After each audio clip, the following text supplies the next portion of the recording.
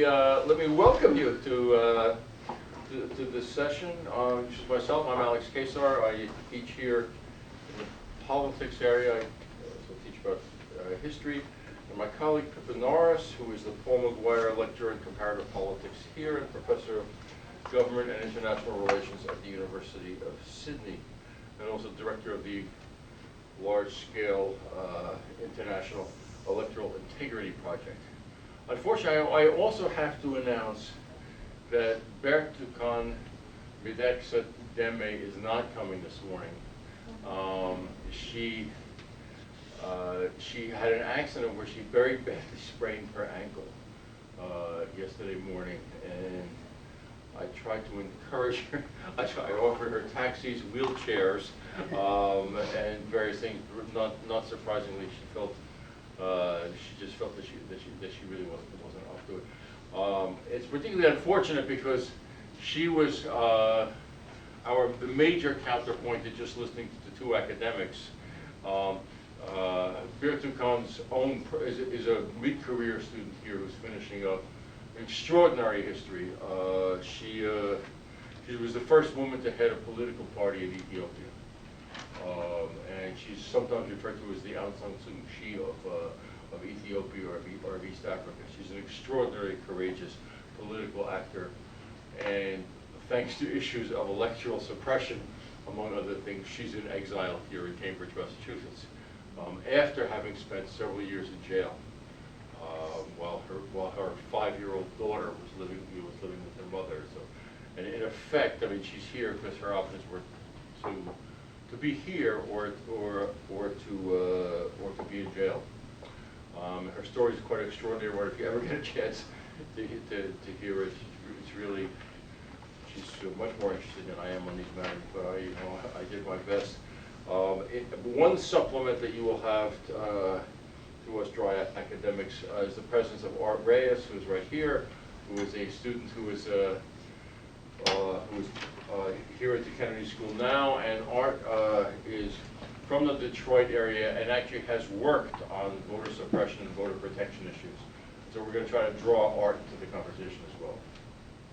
The point of departure for this session is the fact that that history hasn't quite turned out the way that many people predicted it would at the end of the Cold War.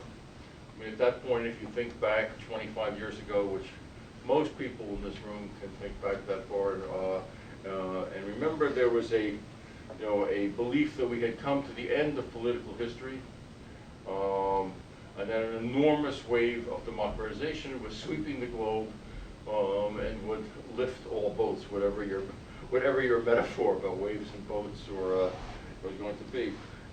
Things don't look as rosy in 2014 as they did in 1989. The largest country in the world has resisted any meaningful democratization, and there have been setbacks, rollbacks, stalling in many places in the world.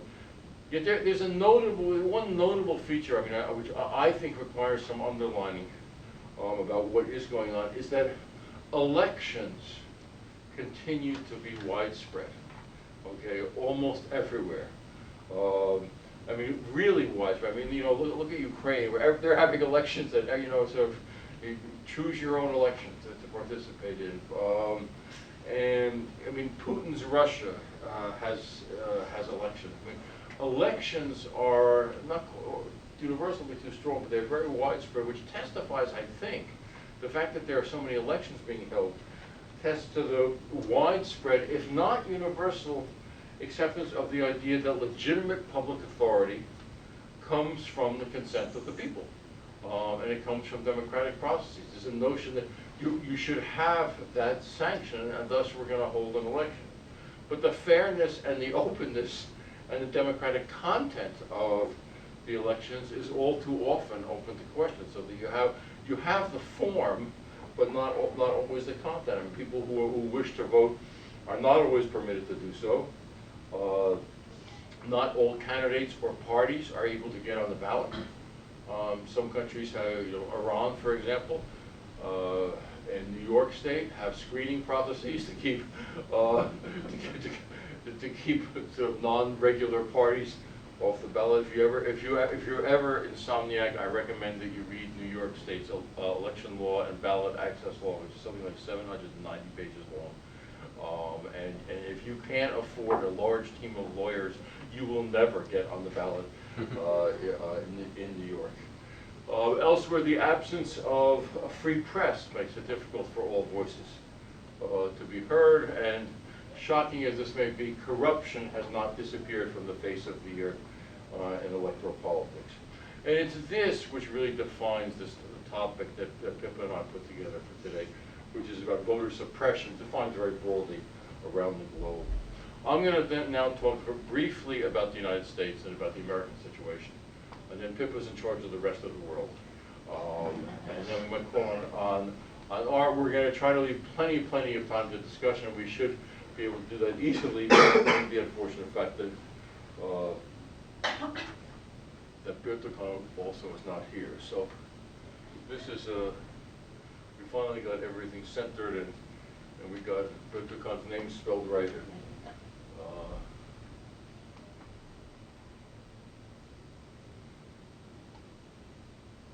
These are questions which we're suggesting for later.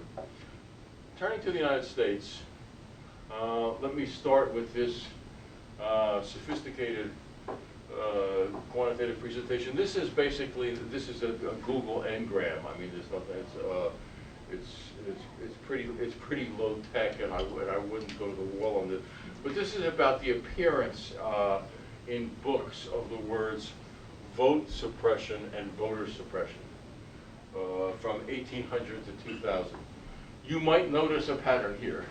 But vote suppression, interestingly, was the word that was used in the late 19th century to refer to various violent and other activities to keep newly enfranchised Southern blacks from voting.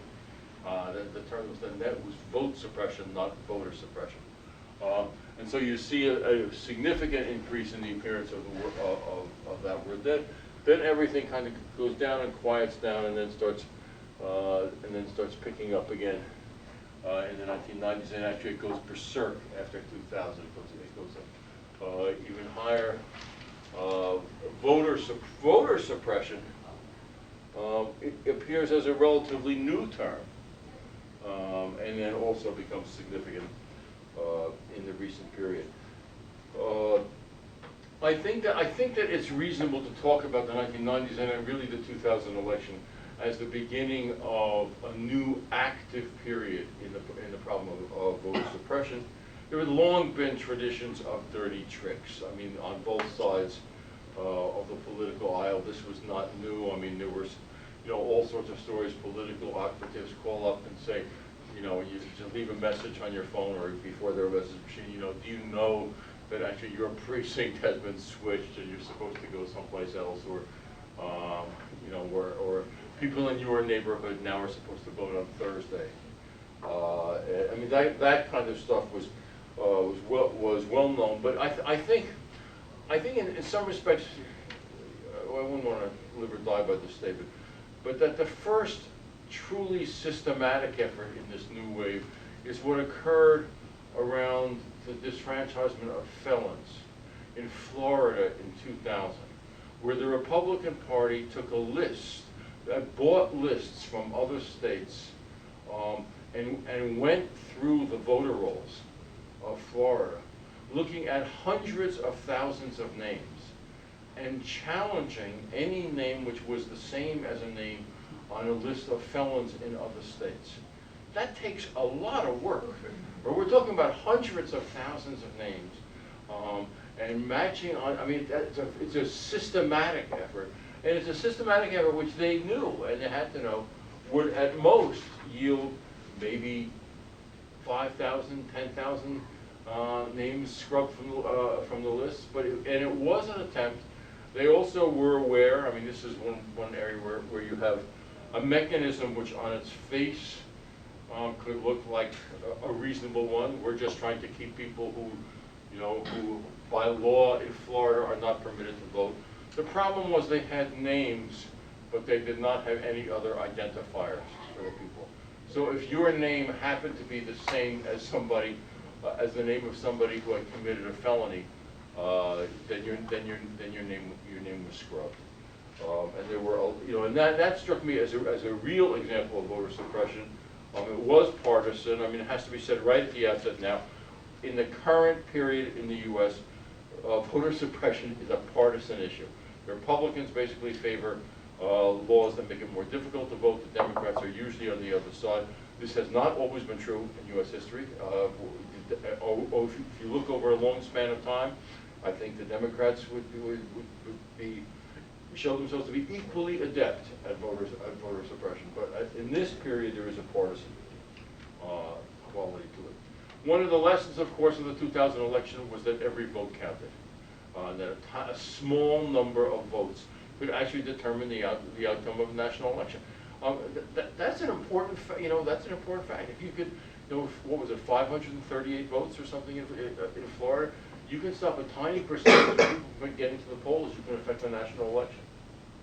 And since 2000, what we've seen is a gradually cascading set of state laws introduced almost everywhere, modeled on templates of laws provided by the American Legislative Exchange Council to one state after another. I have a couple of slides here that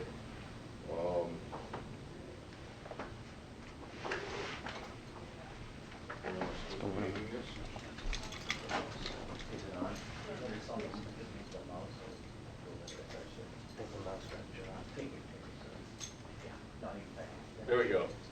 This is just some of the more recent sort of overall numbers. This is January 2011 through October 2012. This real wave of new stuff starts in about 2006. There's 2005, 2006 in a serious way. But to give you some idea, there's 180 restrictive voting bills were introduced during this period. 25 were passed. They were introduced in 41 states. And passed in 19 states. The most well-known of these laws, of course, are the new photo ID requirements. And I'll say a little bit more about those later. But those are the laws that are designed. They're designed to protect in-person voter impersonation fraud. That's when I show up at the polls pretending to be Arthur Applebaum. I say I'm Arthur Applebaum, and I vote. They would be a reasonably good defense against voter impersonation fraud. One of the odd things is that voter impersonation fraud doesn't seem to take place. I mean, Indiana, one of the first states to pass such a law, the legislature acknowledged that there had not been a known case of voter impersonation fraud in 50 years. So exactly why they were passing a law to prevent it seemed, was an open question. But the voter ID laws are the most well known, but there are also among these laws requiring proof of citizenship, limiting the opportunities to register, restricting registration mobilization, which means third-party organizations that are registering people, reducing early voting, increasing the restrictions on restoring voting rights to people with felony convictions, and making it more difficult for students. All of those are figured in there. There's some slightly more recent numbers here. Restrictive voting bills were 92 were proposed. This is in 2013. 9 passed. See that? Again, to look at this in a somewhat different form. This is where laws were passed. If this map in some respects looks familiar to you, that's right. And this is 2013, a map which indicates where laws were passed, where some are active and pending, and where they've been introduced and no longer pending. These kinds of lists, of course, change month by month about whether laws are active, pending, or have been passed.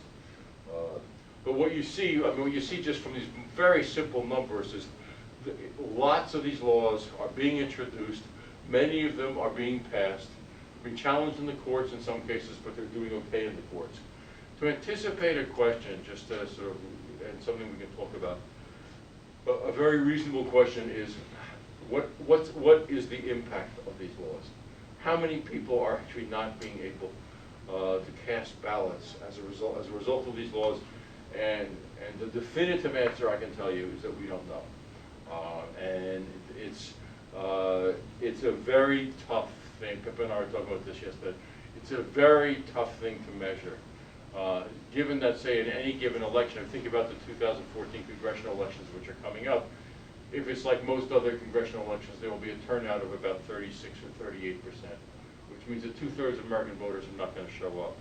Well, to really pinpoint the impact of these laws, you would have to determine what percentage of the 2/3 of the people who didn't show up, and thus also didn't show up to, like, in some survey or something, who didn't show up because of these laws. It's a very tricky proposition. So my word, some good people and some not so good people are trying to gather data.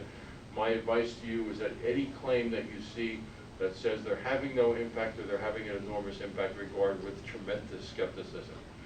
We just don't know, but we do have anecdotal evidence, certainly, of them having an impact. My own view is that in 2012, there was certainly less impact in the African American community and perhaps in the Hispanic community because the pro-Obama mobilization was so strong and there was a kind of pushback. Whether that will continue, I don't know. Things were made worse. I just want to add one or two ingredients here and then wrap up. All these state laws, the reason these are all state laws is because of the decentralization of American electoral law and voting rights laws that goes back to the late 1780s, and has never been fully rectified. The changes in these state laws have been exacerbated by another development which you've probably heard of, which is the gutting of the Voting Rights Act by the U.S. Supreme Court in 2013 in a decision called Shelby versus Holder. In this context, what the decision did, what Shelby versus Holder did, was to get rid of the part of federal law which in about 13 states, which were covered by it, gave the federal government the power to prevent what could be suppressive measures. In other words, the way it worked was that in the states that were covered, which is mostly in the Old South, they had to get approval from the federal government, from the Justice Department or a federal court, in order to make changes in their voting laws, right? You want to add a voter ID requirement, you want to sort of suddenly change something, you have to get approval from the federal government. They don't have to do that anymore. So it basically removed a federal barrier to state action. And it was notable that when the Shelby decision came down, and this is not an exaggeration, in Texas, I think a voter ID law, which had been on the shelf waiting to see whether it would get approval, was declared to be implemented early in the afternoon of the day when the Supreme Court decision was handed down at 10 o'clock in the morning. I mean, there wasn't much waiting. Now, final comments I want to make. I think that there's some solace in the long picture here, in the fact that at least in the United States, what we're talking about is voter suppression and not disenfranchisement. That may seem like a small solace, but I think I've been trying to thought over the years. Well, what's the difference between disenfranchisement and disfranchisement, which is this old problem, and voter suppression? I think voter suppression is what you do when politically you can't disenfranchise. In other words, you might want to disenfranchise, but it would be unacceptable to simply declare people to have lost the right to vote. So what you do is you interpose a procedural obstacle that makes it more difficult. So in a certain respect, we can say that this is progress, that we're no longer trying to disfranchise the poor population. Although again, that may be too rosy an interpretation. Two final comments. What can be done about it in the United States? I mean, this is a policy school in the end. What can we do? There are a lot of things we can do. Let me toss out two ideas that I have to put on the table, and then we also really welcome your ideas. The two ideas that I would put forward are these. One is that I think that people who want to promote democratic participation should embrace the idea of a photo ID requirement. I think that we should that the position should not be no photo ID. I completely agree these laws are being introduced in order to keep people from voting, but these laws are also very popular in the country. They have a lot of support, and there's a reason for that. It seems kind of commonsensically, not off the wall to say I should, you should present an ID in order to vote. And by international standards, of course, would be perfectly normal. In most countries, you have a voting ID or you have a national identity card. What should change is that the structure of these laws should put the burden on the government to make sure that everybody has them. They should be free. They are free now, but the courts decided that. But it should be up to the government to make sure. And one little mechanism, and I've been pushing this idea for a number of years, and it's getting a little bit of traction, is to create a system where if somebody shows up at the polls without a valid ID, they get to cast a provisional ballot, which will be counted if they check out. But by being at the polls and casting a provisional ballot, they will also be effectively applying for a voter ID. And if they do check out, they will get the voter ID maybe in the mail the next week. But over a couple of election cycles, you could actually do this and have a very large proportion of the population with the requisite kind of ID, and put an end to these battles over ID or not. The second proposal that I have again to put out there is this sort of this revolutionary notion that the United States would do well to put a right to vote in its Constitution. There is no right to vote in our Constitution. You have no right to vote. You have especially no right to vote in presidential elections. The Bush v. Gore decision in 2000 was emphatic on that issue. If the state legislature of Massachusetts, in its infinite wisdom, decides to choose electors by itself, it can. Think about that one. Think about some of the other state legislatures around.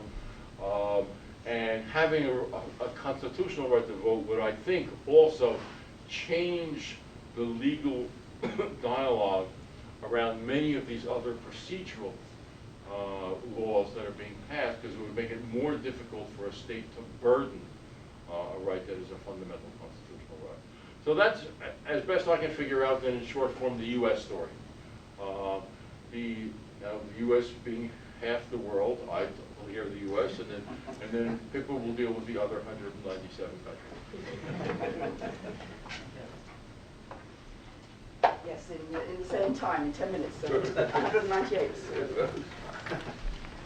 I think the United States is important for so many reasons, in part because it, in fact, is creating a contagion effect where other countries are following suit. Canada, of all countries, is one which is now thinking about emulating some of the developments in the United States and restricting votes, which I think is really unfortunate if it happens.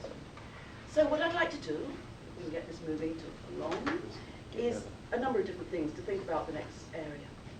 Firstly, what's the evidence that there are problems of either voter suppression or other types of electoral difficulties in countries around the world?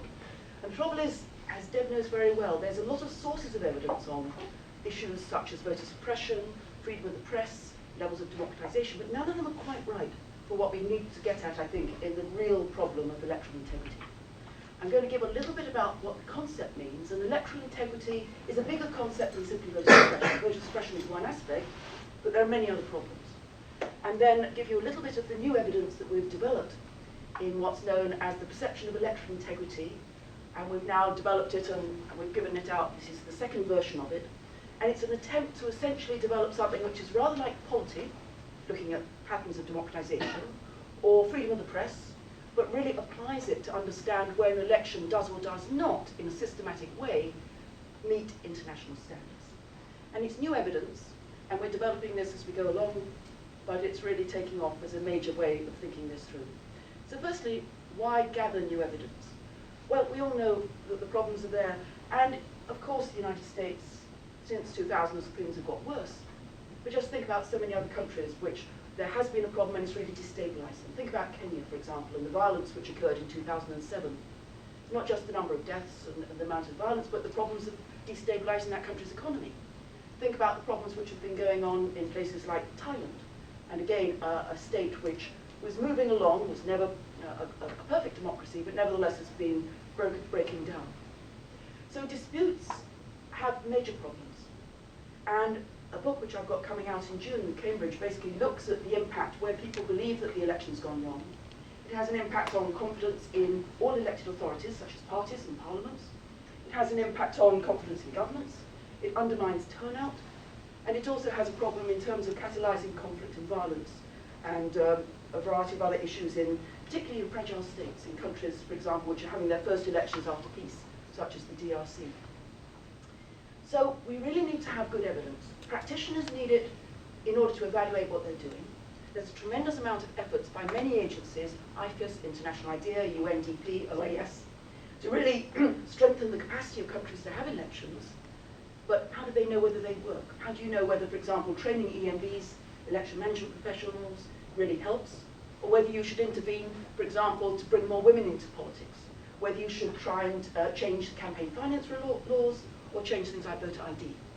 So practitioners are really hungry to have some evidence of what they're doing and where they should intervene. And it really matters for scholars. And in particular, for everybody, again, Jane Jaquette is with us, and she's working on issues of transition. We have no idea really when we're talking about when an election meets kind of standards of being, quote, free and fair, because we have no real systematic evidence. So there's lots of reasons why, for many intellectual reasons and theoretical reasons, we need to get this right, but for practitioners as well. And here are just some of the problems and challenges, and I won't go into them all, but Thailand in particular I think is worth highlighting. Deep divisions between the reds and the yellows, so the country divided into two, partly based on rural, urban identities, partly based on party.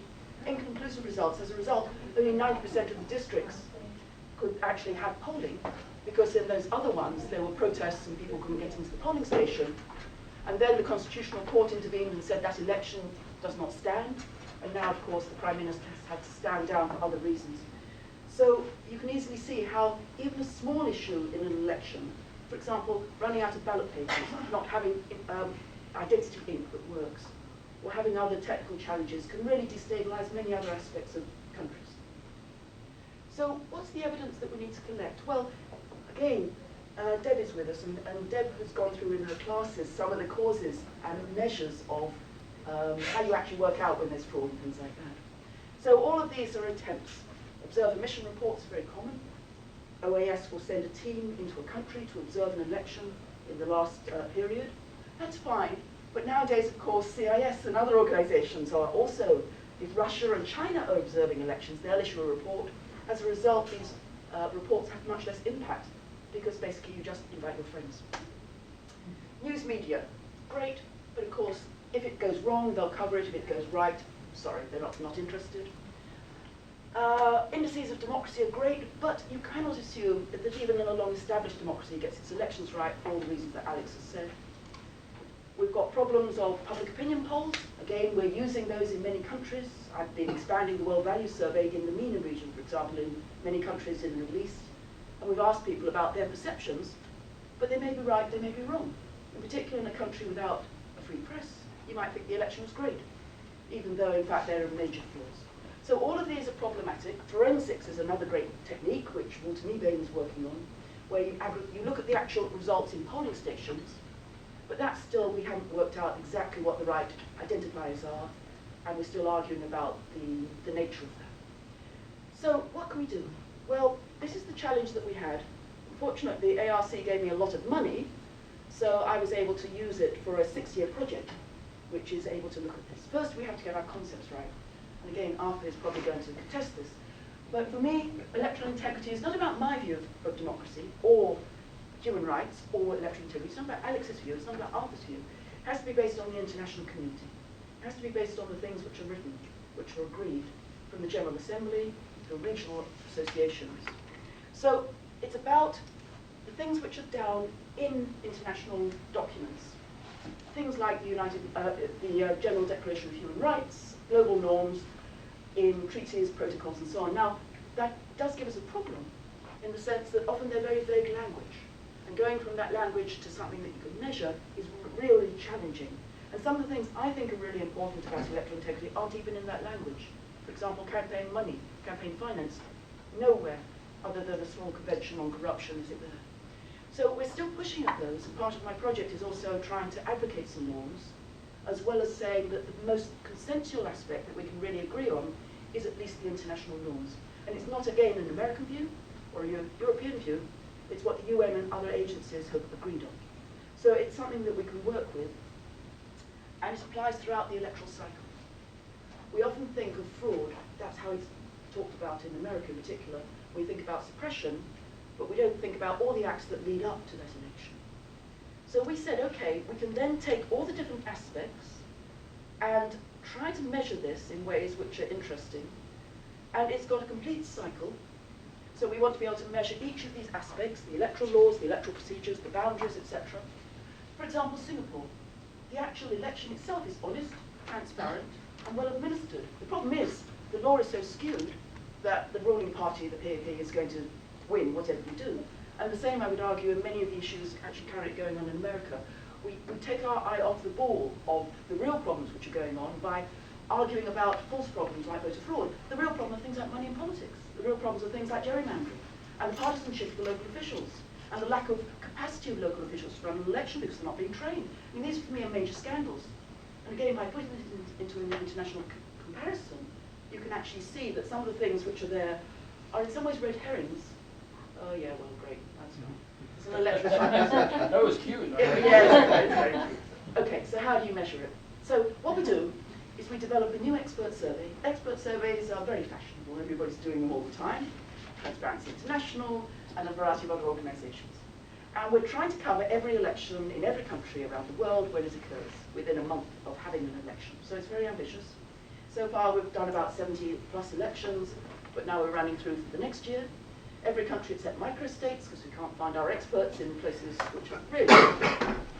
And we've got over 8,000 experts already identified, and we've covered 60 countries with 77 elections. That's the first year. We've produced our report, which is easily available from our website, electoralintegrity.com, and all our data is easily available on Dataverse. We've given it out to every graduate student. By the way, there are lots of graduate students working on this topic. It really is a cutting-edge issue. Lots of doctoral students who need this data, because they're coming from countries like Ukraine, or Rwanda, or Nigeria, and they're hungry to get some analysis of this. So it's continuing on a rolling basis. It's a bit like rolling a stone up a hill. We're never finished, but nevertheless. And always, of course, who is the experts? Well, it's political scientists for us, and others. Political theorists count as well, historians count, legal scholars count, people who know something about the election. So we get various names for every country, both domestic and international, and then we check, and we have a certain criteria. Do you join certain groups, like a professional association? Have you published, etc.? So it's a tremendous amount of work actually investing in checking these 8,000, 9,000 names. We try to get 40 experts per country, and response rate of 30% that we think is okay. Not brilliant, could be better. So what do we find? And here's where we get to the evidence. So I hope you've all got the handout. Does anybody not have the handout? Let me give it to you. It's all in beautiful colour, and it's all in a nice kind of green, red, etc., etc. So the first thing we can do is we can pull together all of our questions, and we ask people 50 questions. You've got all the questions on the very back sheet, so you can see exactly what we ask, and we're asking different items on each of the different parts of the cycle. So we ask them about the electoral laws, the boundaries, and a whole bunch of other things. Do you have a copy? Oh, you should have said. Do say, otherwise if you say nothing, everybody else has got a copy. Right. So these are the questions that we ask. And what you can do is first, you can just pull it all together to create a 100-point index by just summing it. You can also look at each of those different elements. For example, the electoral laws has its own indicator, boundaries has its own indicator, campaign finance has its own indicator. Or if you're really interested, you can look at the specifics. So if you're only interested, for example, if you're working in UNDP in Korea, and you're only interested in the way that the officials have administered the ballot or security or whatever it is, you can look at those questions. So like much which is going on now, I think, in the social sciences, having a 100-point indicator is fine for some points, but mostly for naming and shaming. It's not very useful for a practitioner. You have to have it disaggregated to analyse the specific problem in a particular country, etc. So what do we find? Well, this is where you can't read anything on this, probably because it's too small and it goes the wrong way, but you can see it. It's the same stuff as on this, which is why I give it out. Although this also requires some good glasses for certain age people. and get all my names. So, you've got some comparisons. If you just look at that, before I even say anything about it, what would jump out to you from that rank list and comparisons? Anything in particular that comes out which is The United States is lower than I thought it would be. It is. The United States, as you can see, is 23rd. In fact, it's the worst of all the long-established democracies. And obviously that requires some analysis further, so we'll break it down to see what's going on and why the experts thought that was a problem. But clearly, the United States, I think this has some power. And it has power because, for example, whenever I talk to the Women's Leadership Board about women in politics, and I say, look, the American ranking in terms of women in Congress is 77th worldwide, they all say, oh, that's dreadful, what can we do? So the fact that the United States comes out, according to the experts, is really not good in terms of most established democracies, really underlines what Alex has said, that we really have to address this issue. It's a major topic that we need to get right. Anything else come out from that range of countries that you find unexpected or?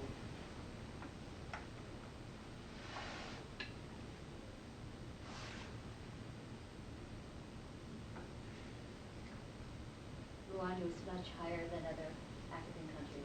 It is. And don't they have a lot of women in there? They do. Yes. They're number one worldwide. Yes. Worldwide, they're now at something like 60%, so it's amazing. Gone over the 50% barrier.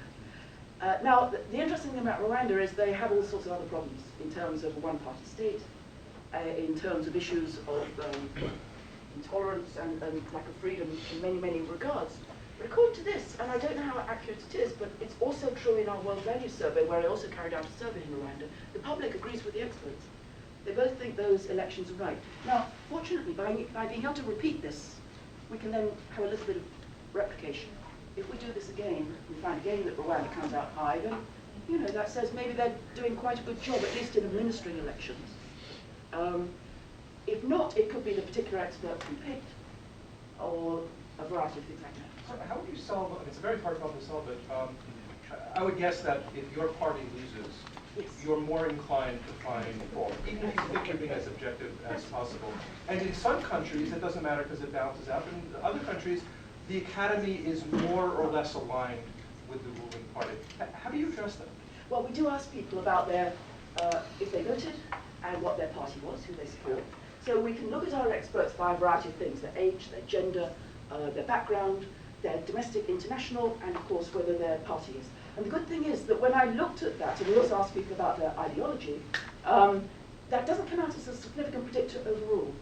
But clearly I would think it's really important, particularly in those countries with a lack of freedom of expression, where you really are appointed by the government in that university as a state university, and yet there's very little dissent.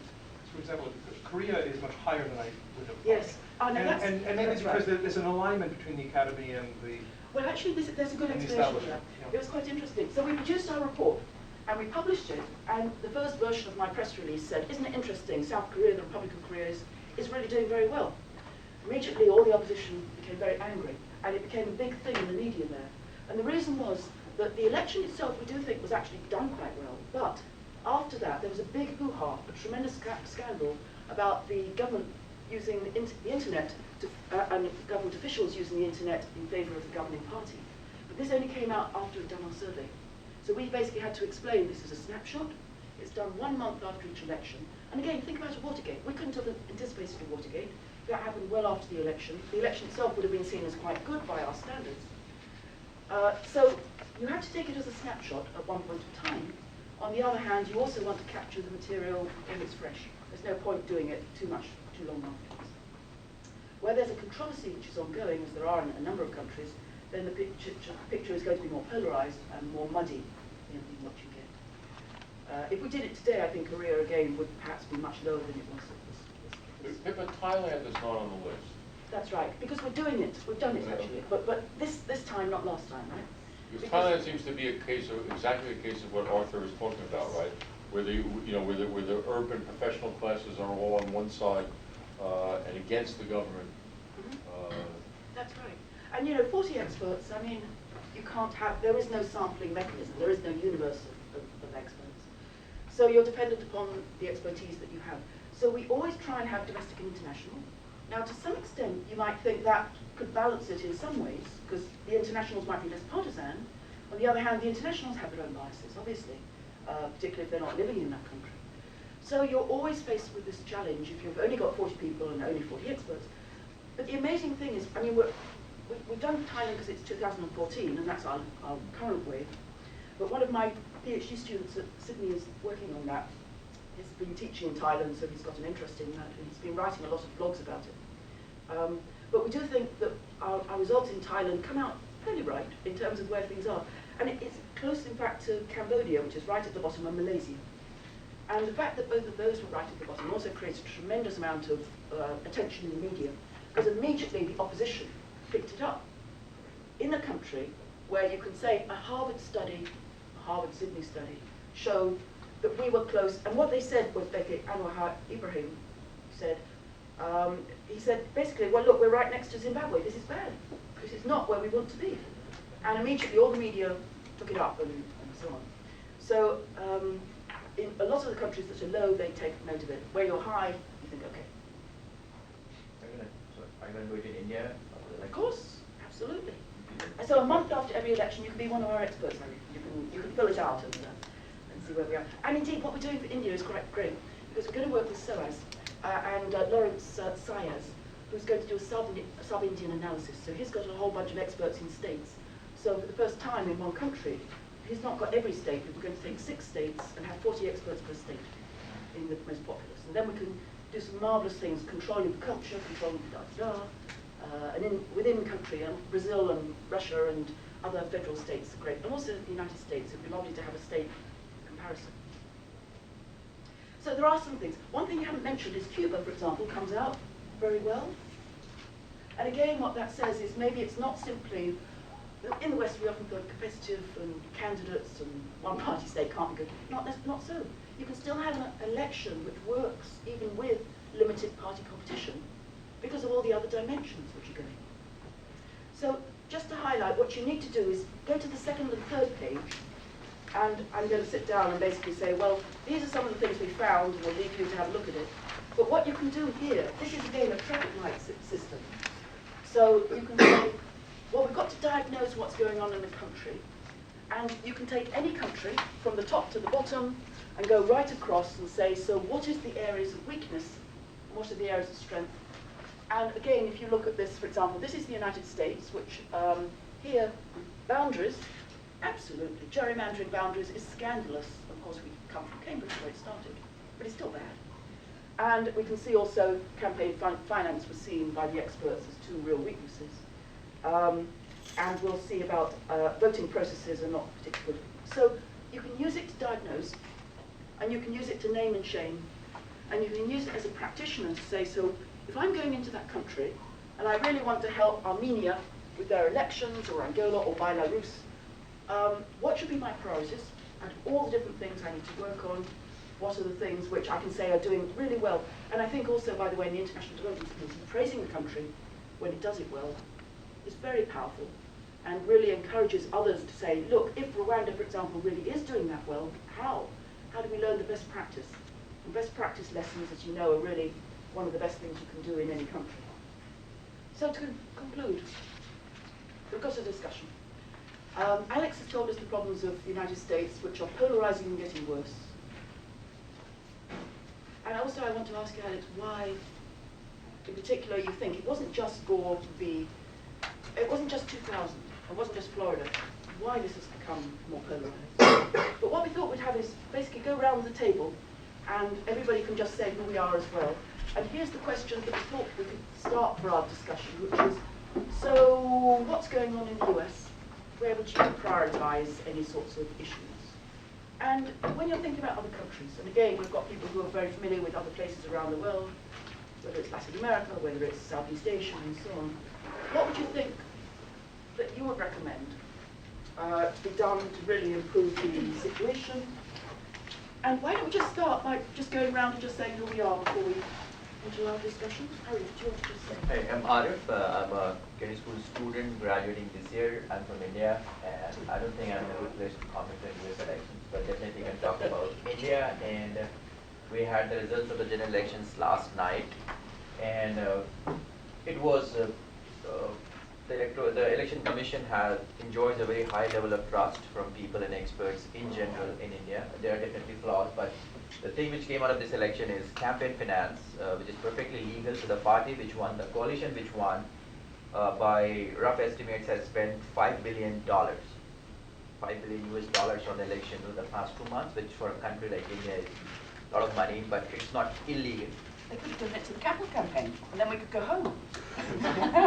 So it's actually not illegal because there is no cap on party spending at national level. There are district level caps, but not. So I think for a country like India, this is a huge issue. And all that money, of course, came from corporate and other such bodies. So how we tackle that in a democracy like India is the biggest challenge.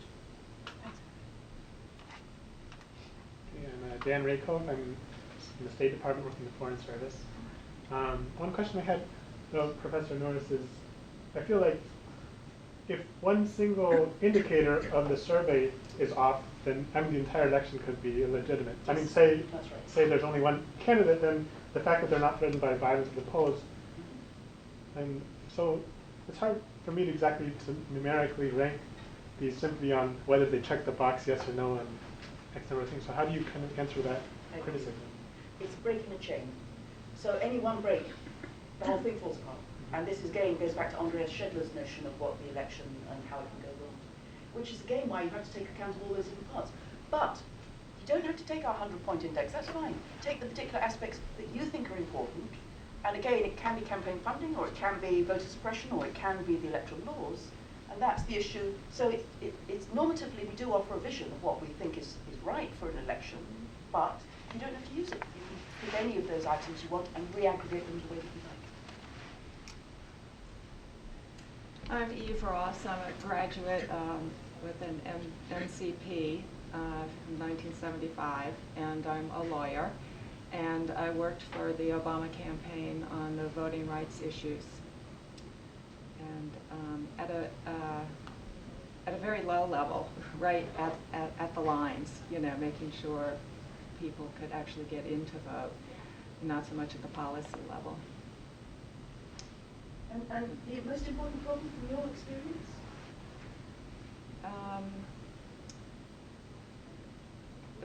For the minorities who felt disenfranchised in some way, that their vote mattered and they needed to get to the polls and just fight for it. You know, we did everything we could to help them get there. And then to have the stamina, say in Florida, stand in line for 9 hours, a 93-year-old woman, you know, and having folding chairs available, that kind of anything to get your vote, no matter what it took. One of the remarkable things about American elections in recent decades is doing precisely what you're doing, is the fact that each party, each campaign now has large teams of lawyers that are sent out, you know, to the polling places, you know, in order to protect votes, to deal with challenges that are coming out. I mean, it's enormous teams of lawyers. Specifically, right? Lawyers and law students right. trained to monitor the lines. Right. Yeah. And they didn't want to have any trouble, you know, make sure you're following the rules and the laws. But the very fact that we're doing that is itself a sign of something. Just one of the small things that I'd like to move on, but just for those of you who don't know, in some sense, the state capacity to conduct elections in India is on some spectrum, is at one extreme where the United States is at the other. Okay, I mean, they have this extraordinary ability with this National Electoral Commission, which has this ability to second anybody from the civil service for the period of the election, and to really have the manpower to do it, as opposed to the U.S. model, which is how many retired people can we find who have never seen a computer, who might be willing to show up for $85 for a day. I mean, it's really quite extraordinary. Jane Jickett, I teach at Occidental College. I have one comment on the American side, which is I read, and again, I wish I had thought I was going to be doing this before and I would have looked up the article, but I read a very interesting article that said that no matter what we think about gerrymandering, it's really not going to make much difference how the districting works in the United States. Because, in the end, also, because of the way in which I mean, I can't pull all the argument out, but I know it was a very strong case against the anti-gerrymandering position.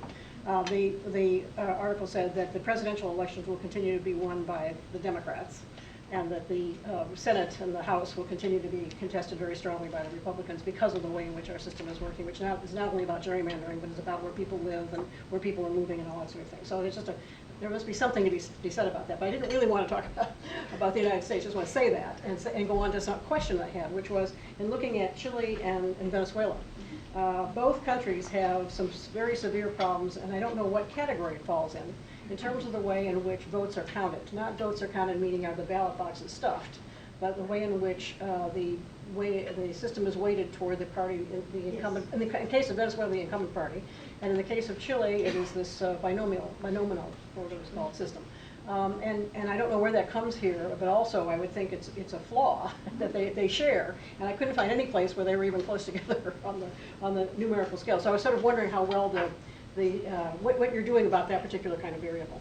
My simple thing is, the number one, the first question is electoral laws were unfair to smaller parties, electoral laws favour the governing parties. So is there a level playing field? You know, the kind of Steve Litsky question is fundamental. And then a variety of other issues, again, about parties and party competition.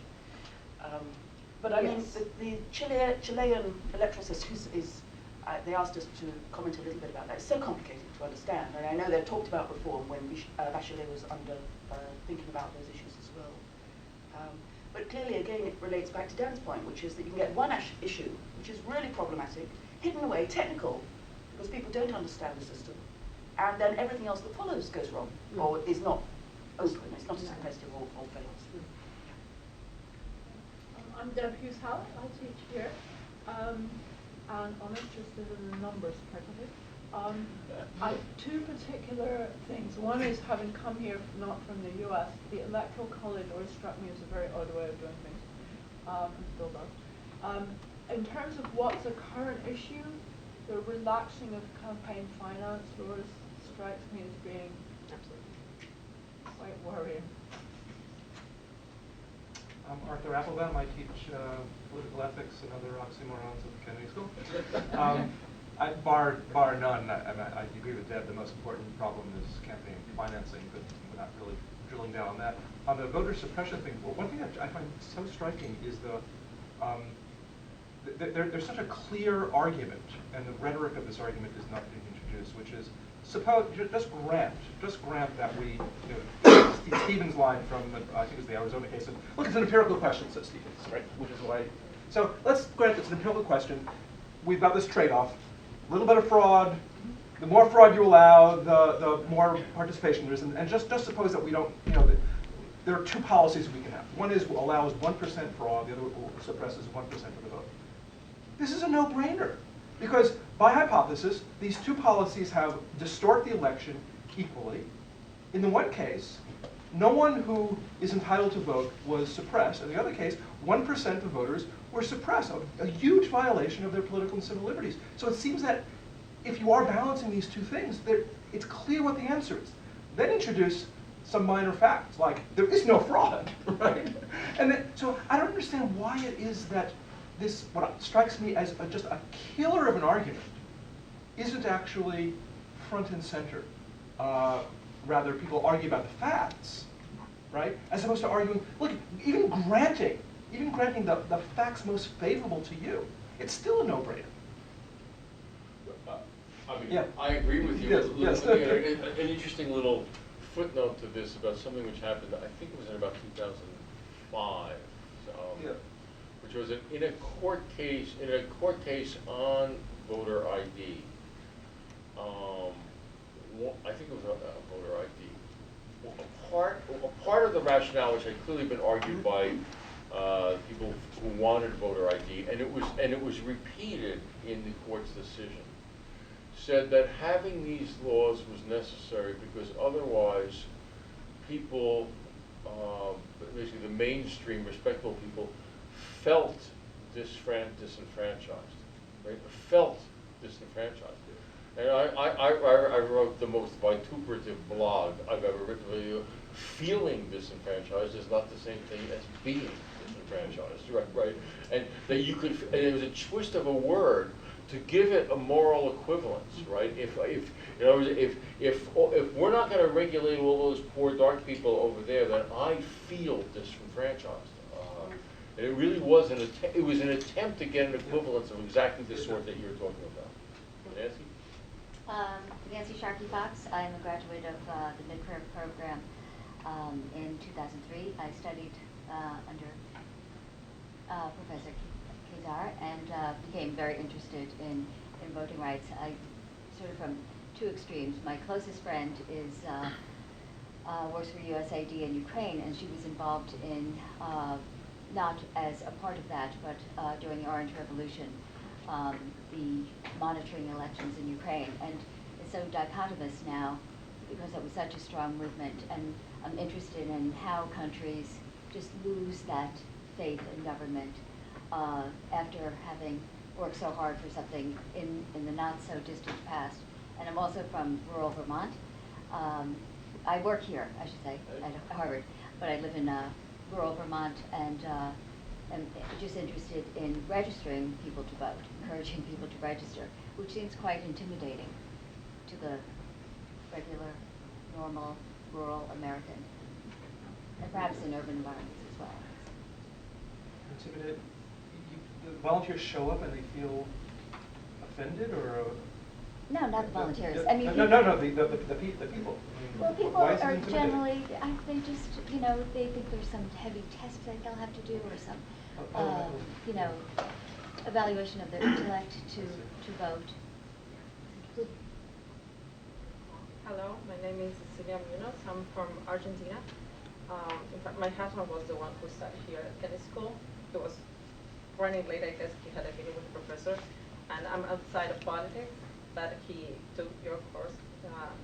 So he mentioned, okay, you should go there. And to tell you the truth, it surprised me to see Argentina there. Not so bad. See, right now Argentina is such a turmoil, politically and economically speaking, right? Well, it's mandatory in Argentina to vote, so I guess it's different from the States in that sense. And we have national ID, so when we vote, I don't see if fraud that easily or any other problems, but truly it was at least quite nice surprise to see it there. Is it also mandatory to vote in Australia? Yes. Yes. And then Brazil. Okay, Brazil. And how widespread is that across countries? 20 countries worldwide Oh, have that's compulsory voting. And Light Party always said it should be here from the United States in his presidential address to IDEASpHERE, but it's never, I mean, you can imagine, it was never tried. People kill people. I'm sure they Well, actually, permit me to, I mean, as a historian, to give a historic anecdote actually about that issue. In the early 20th century, when it was widely believed that that basically the electoral system was being taken over by immigrant workers and poor immigrants, and it was widely believed among the better sorts that the better sorts were not turning out as much, and thus letting the elections be controlled by these urban machines. A number of states got very serious about mandatory voting, including Massachusetts, which actually passed a law, and I think actually a constitutional provision that permitted the legislature to implement mandatory voting. So there was real discussion of this. Then your predecessors, the first sort of real social scientists to kind of go look at this, in the 1920s around the University of Chicago, and George Merriam and a number of others, did the first actual studies of turnout. And what they discovered in their studies was that in fact the popular misconception was wrong, that middle class people actually turned out at a much higher rate than poor people and working class people, and at which time the advocates of mandatory voting said, never mind. There's someone behind Art and then Art. Yeah, good morning. My name is Megan Carroll. I work for UNDP in South Sudan, so I'm interested in elections. There's an election anticipated there for next year, but given their political and security situation, it's being postponed probably for 3 years. And I'm an MPP graduate from that. My name is Art Reyes. I'm a current graduating student here at the Kennedy School, and before coming to the Kennedy School, I ran a coalition of community organizing and advocacy organizations across the state of Michigan focused on increasing voter turnout in underrepresented communities and what's now kind of being called the rising American electorate, so African Americans, Latinos, unmarried women, and youth. And a lot of the work that we were doing in particular was focused in some of the lowest voter turnout precincts in the state, primarily in Detroit, Flint, where I'm from, a few other kind of urban centers. And so we did a lot of work around the kind of voter suppression legislation that was being proposed, the voter ID laws, restricting third-party voter registration, which was very important to us. We did a lot of that, as well as some strange things like asking voters to sign a pledge affirming that they are in fact United States citizens before being given their ballot. So there's a lot of this was a practice or a new law? Or? So this was something that was really interesting because it was a law that had passed but had not yet been signed into law that a few clerks started implementing prematurely. So there was kind of a number of legal battles around this particular issue. So we did kind of a lot of that work, and it was interesting because a lot of the resources. So we also, the organization that I ran, coordinated a lot of the national funding that would come in, both in terms of voter mobilization, voter registration, but also voter protection. And voter protection was always, as folks who participated in it, really focused in low-income communities, particularly low-income communities of color, because that's where where the kind of impacts of voter suppression were most felt. But for me, actually, one of the most important problems facing U.S. elections isn't necessarily this type of voter suppression, but rather the way in which we used the resources put into communities around even engaging people around elections. That's done in a very disingenuous way, particularly in low-income communities of color.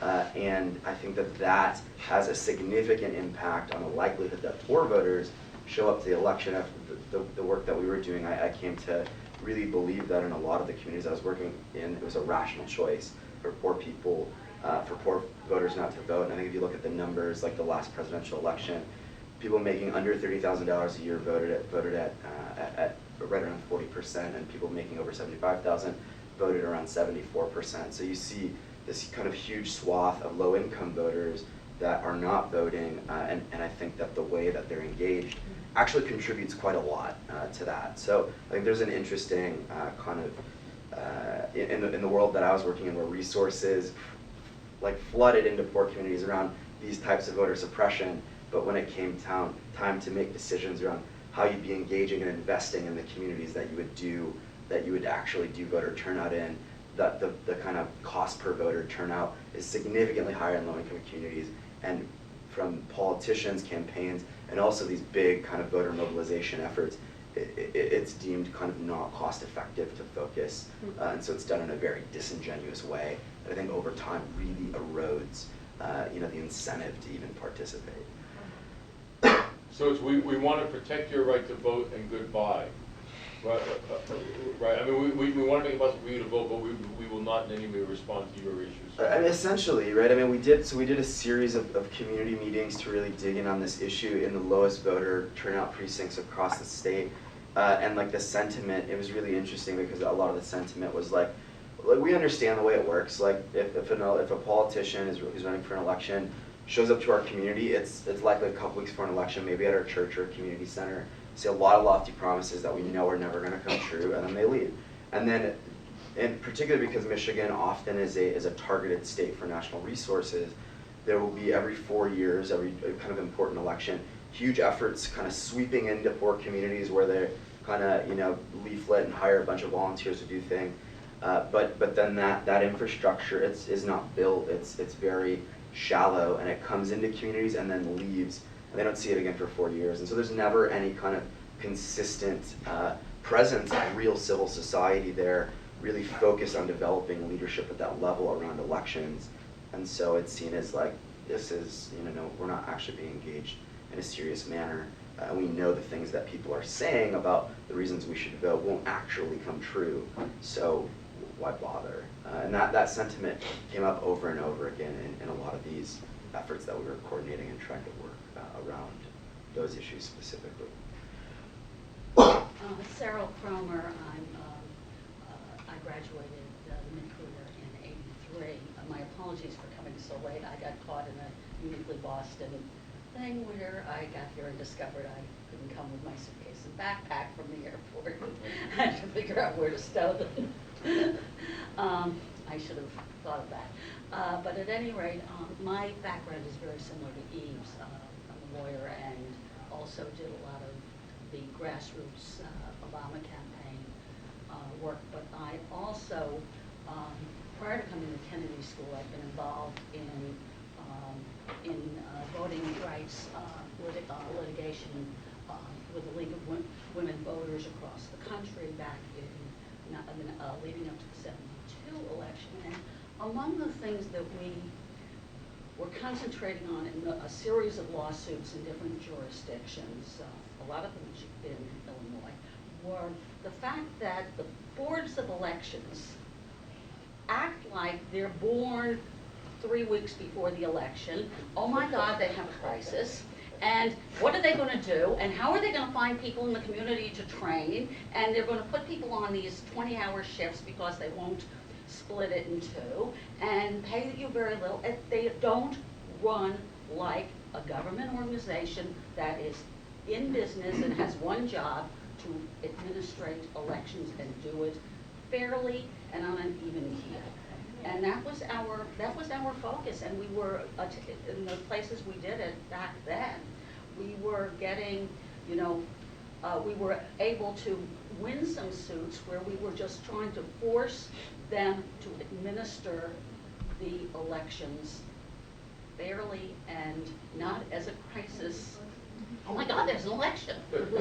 And people like, oh, shut up.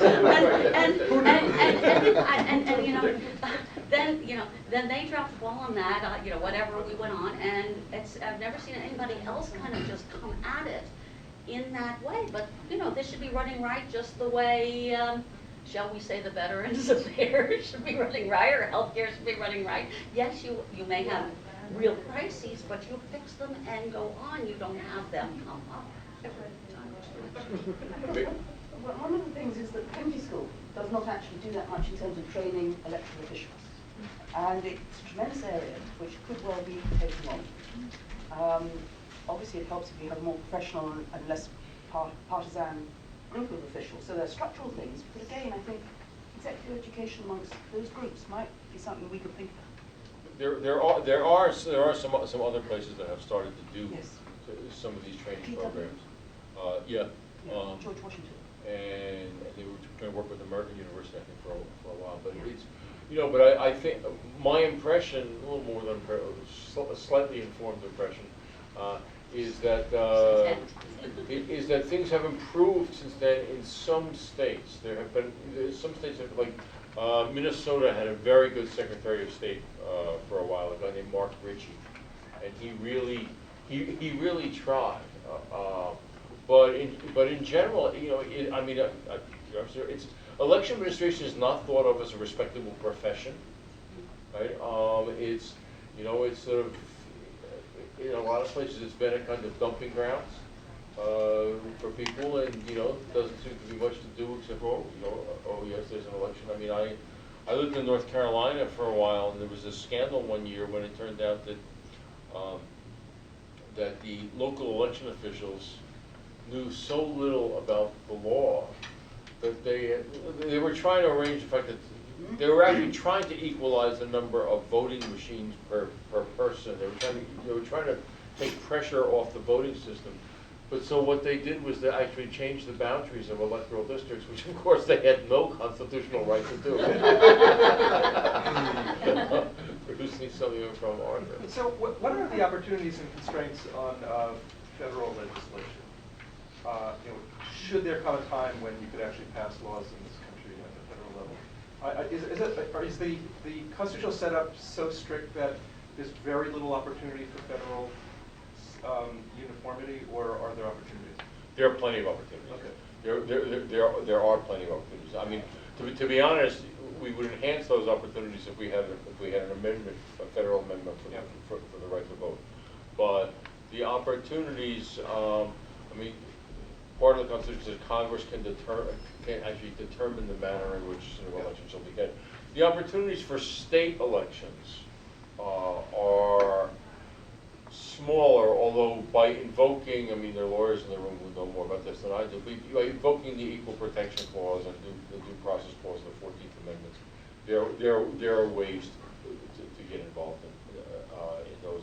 The other thing we also do know is that if you have a set of standards, some uniform standards, that apply to federal elections, it then will become extremely costly for states and other jurisdictions to have two sets of standards. I mean, that's how we ended up with 18-year-olds voting, actually.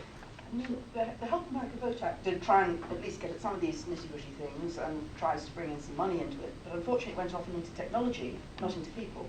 And there's a good study by Thad and Michael Alvarez that looked at that. But it has created some performance indicators. So now after every election we can at least look at where things are going well or badly according to a variety of indicators. And the Pew Research Center has done a great thing to compare every state. See which are the strong ones, like Minnesota, of course, because it's Norway of America, right? Versus Mississippi or whatever that's right at the bottom. So that is one thing. But you also have to think that if it was more federal, is this good or bad? Well, normally you think it should be like India. So obviously it would be professional and well-trained and impartial. But of course it could actually be like Canada, where essentially the government is just pushing through this legislation to restrict people's votes in a variety of ways and restrict the role of elections in Canada, which I regard as one of the best institutions. So be careful what you wish for, because if it was federal, you have fewer safeguards in some ways on the abuse as much as positive developments. One towards the other. I'm afraid we've run out of time. But thank you all for coming. Thank you all very much.